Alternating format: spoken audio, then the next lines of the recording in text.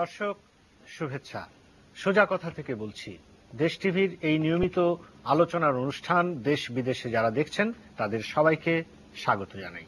দর্শক, আজ আমাদের আলোচনার বিষয় মন্ত্রীর পদত্যাগ ও পদ্মা সেতুর ভবিষ্যৎ। এবং এ বিষয়ে আলোচনার জন্য আজকে স্টুডিওতে আমন্ত্রিত হয়েছেন, আমার বাইরে রয়েছেন পলিসি রিসার্চ ইনস্টিটিউটের নির্বাহী পরিচালক ডক্টর আহসান মনসুর এবং তার সঙ্গে রয়েছেন ট্রান্সপারেন্সি ইন্টারন্যাশনাল বাংলাদেশের নির্বাহী পরিচালক ডক্টর ইফতেখারুজ্জামান। ডক্টর আহসান মনসুর এবং ডক্টর ইফতেখারুজ্জামান, আপনাদের সোজা কথায় স্বাগত জানাই। দর্শক, আবার আমরা আলোচনায় আসছি পদ্মা সেতু নিয়ে। এর ঠিক পদ্মা সেতু প্রকল্প নিয়ে এটার যে মূল অর্থায়নের যার কাছ থেকে আমরা নিশ্চয়তা পেয়েছিলাম বা যার সঙ্গে ঋণ চুক্তি হয়েছিল, সেই বিশ্ব ব্যাংকের সঙ্গে ঋণ চুক্তি বাতিল হয়েছে এবং এই ঋণ চুক্তি নিয়ে বা এই অর্থায়ন নিয়ে সেই টানাপোড়েন প্রায় 10-11 মাস হয়ে গেছে।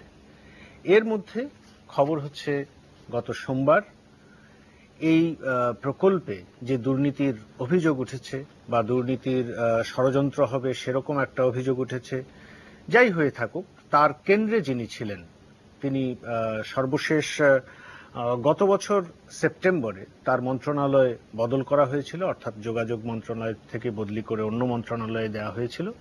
সর্বশেষ গত সোমবার তিনি পদত্যাগ করেছেন, তিনি আর মন্ত্রিসভায় নেই। এবং সঙ্গে সঙ্গে সেই সময়ে সেতু বিভাগের সচিবকেও বদল করা হয়েছিল। সেই সেতু বিভাগের সেই সাবেক সচিব, তাকেও ছুটিতে পাঠানো হয়েছে।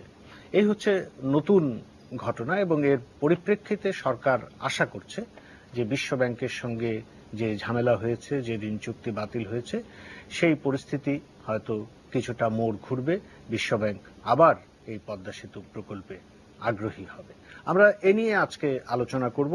আমি আলোচনাটা শুরু করতে চাই ডক্টর ইফতেখারুজ্জামান আপনাকে দিয়ে। যেহেতু দুর্নীতির অভিযোগ, স্বচ্ছতার প্রশ্ন, জবাবদিহির প্রশ্ন, সেই জায়গায় সরকারের অবস্থান বা পদ্মা সেতু প্রকল্পের যে খুঁটিনাটি কাজগুলো হচ্ছিল তা নিয়ে প্রশ্ন উত্থাপিত হয়েছে। এখন এই যে সরকারের সর্বশেষ পদক্ষেপ, আজকে অর্থমন্ত্রী অন্যভাবেই বলেছেন, যেটা সাধারণত বলা হয় না, যে আমরা বিশ্ব ব্যাংকের সব শর্ত পূরণ করেছি, কাজেই বিশ্ব ব্যাংক ঋণ চুক্তি তারা পুনর্বিবেচনা করবে এবং তারা আসবে, আমরা আশা করছি। সরকারের এখন যে অবস্থান, এই অবস্থানটা কি বা এই পদক্ষেপ যথেষ্ট স্পষ্ট? ধন্যবাদ আপনাকে। আমি যেটা মনে করি যে এই যে পদক্ষেপটি, পদত্যাগ মন্ত্রী মহোদয়ের, এখন প্রাক্তন মন্ত্রী তিনি, এবং সচিবের সম্পর্কে যে অবস্থানটা গৃহীত হলো এবং তার প্রেক্ষিতে অর্থমন্ত্রী মহোদয়ের যে বক্তব্য, এইটা বলবো যে একটা কথা আছে না, বেটার লেট দেন নেভার।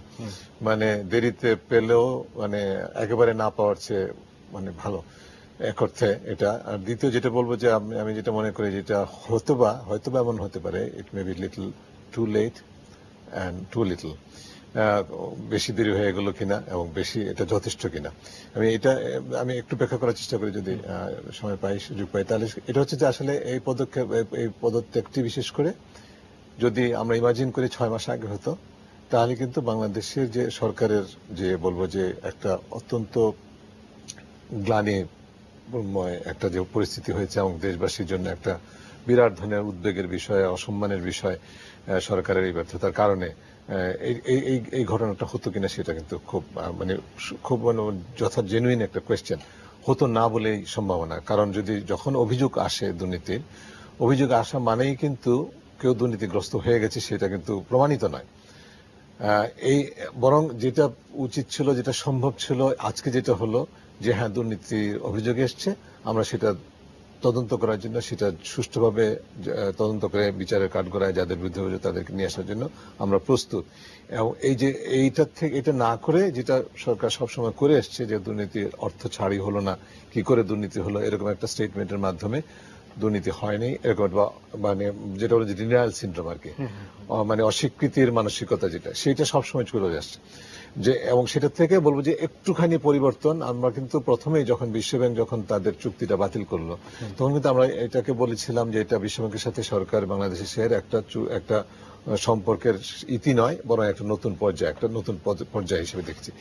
সেই ধারাবাহিকতা কিন্তু আমরা এই জিনিসটা আজকে পেলাম, কিন্তু এটা আমি মনে করি যে যথেষ্ট কিনা সেটা একটা প্রশ্ন। যথেষ্ট না, আমি বলছি এই প্রশ্ন এই জন্য বলছি যে ইতিমধ্যে কিন্তু সরকার আর বিকল্প অর্থসূত্রের কথাও বলেছেন। সেখানে বলবো যে একটু টানাপোড়েনের বিষয়টা আছে, একটা বলবো যে জাতীয় স্পিরিটের বিষয়টা চলে এসেছিল এর মধ্যে, এখনো সেটা আছে। দেশের মানুষ চায় যে আমাদের নিজস্ব অর্থেই এই ধরনের প্রকল্প হোক, সেটা এক ধরনের আলোচনা। কিন্তু আমি এই কথাটা এই জন্য তুললাম যে যেই সূত্র থেকে, অর্থসূত্র থেকেই আপনার পদ্মা সেতু প্রকল্প হোক না কেন, আমি দৃঢ়ভাবে বিশ্বাস করি হবে, এবং খুব সম্ভবত বিশ্বব্যাংকে আসবে, কারণ বিশ্বব্যাংকের নিজস্ব স্টেকও আছে। সেটা হয়তো পরে আরো আমরা আলোচনা করতে পারি। যেই অর্থসূত্র থেকে হোক না কেন, এখানে দুটি বিষয় বোধহয় আমাদের বিশেষভাবে প্রণিধানযোগ্য। একটা হচ্ছে যে প্রকল্প বাস্তবায়ন প্রক্রিয়ায় এখন একটা নতুন ফেজে, নতুন ভাবে প্রকল্পটা বাস্তবায়িত হবে। পুরো প্রক্রিয়ার মধ্যে স্বচ্ছতা, জবাবদিহিতা এবং সম্পূর্ণ দুর্নীতি মুক্ত একটা পরিবেশ নিশ্চিত করা, কারণ এটা কিন্তু সরকারের নির্বাচনী অঙ্গীকারে ছিল, এবং তার মধ্যে আবার সরকারের সবচেয়ে বড় যে প্রকল্পটি বাংলাদেশের ইতিহাসে, ইন এ সেন্স বিশ্বের ইতিহাসে এই ধরনের খুব কমই প্রকল্প আছে। এই প্রকল্পে দুর্নীতি হবে, এটা কিন্তু দেশের মানুষকে এই প্রত্যাশা করে বা এই ভয় নিয়ে কিন্তু দেশের মানুষ সরকারকে ভোট দেয় নাই। কাজে এই যে বিকল্প সূত্র থেকে বা যে সূত্র থেকে পদ্মা সেতু অর্থায়ন হোক না কেন, সেখানে স্বচ্ছতা, জবাবদিহিতা নিশ্চিত করতে হবে।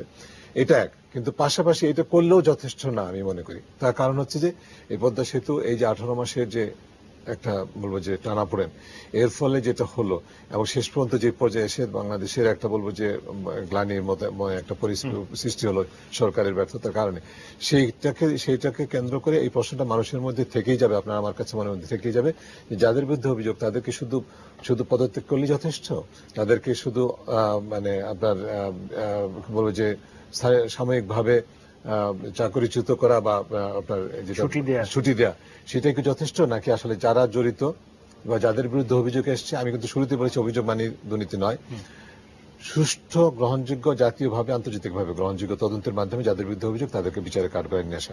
আরেকটা পয়েন্ট বলে শেষ করি খুব সংক্ষেপে, সেটা হচ্ছে যে আমাদের মনে রাখতে হবে যে আমাদের যে এই তদন্ত যেটা হচ্ছে দুদকের কাছে, মানে দুদকের দায়িত্বে যে তদন্তটা হচ্ছে, এর পাশাপাশি কিন্তু কানাডিয়ান গভর্নমেন্টের তদন্ত হচ্ছে, কানাডিয়ান পুলিশ তদন্ত করছে, কানাডিয়ান সরকার বিচারালয়ে সেটা হচ্ছে। কাজেই যদি এরকম হয় যে দুর্নীতি প্রমাণিত হয়েছে, কানাডিয়ান গভর্নমেন্ট, যেটা ইতিপূর্বে কিন্তু এরকম দৃষ্টান্ত রয়েছে, নাইকোর দুর্নীতির বিষয়ে কিন্তু শেষ পর্যন্ত প্রমাণিত হয়, এবং নাইকো কোম্পানি কিন্তু 93 মিলিয়ন ডলার কিন্তু তারা জরিমানা দিয়েছে, অথচ আমাদের যিনি জড়িত ছিলেন বা যারা জড়িত ছিলেন তাদের কিছু হয়নি। কিন্তু আমি এই দৃষ্টান্তটা এই জন্য আনলাম যে যদি এরকম হয় যে সেখানে দুর্নীতি প্রমাণিত হয়েছে, অথচ আমরা এখানে হয়নি বা এখানে আমরা ব্যর্থ হয়েছি, সেটাকে সুষ্ঠু তদন্তের মাধ্যমে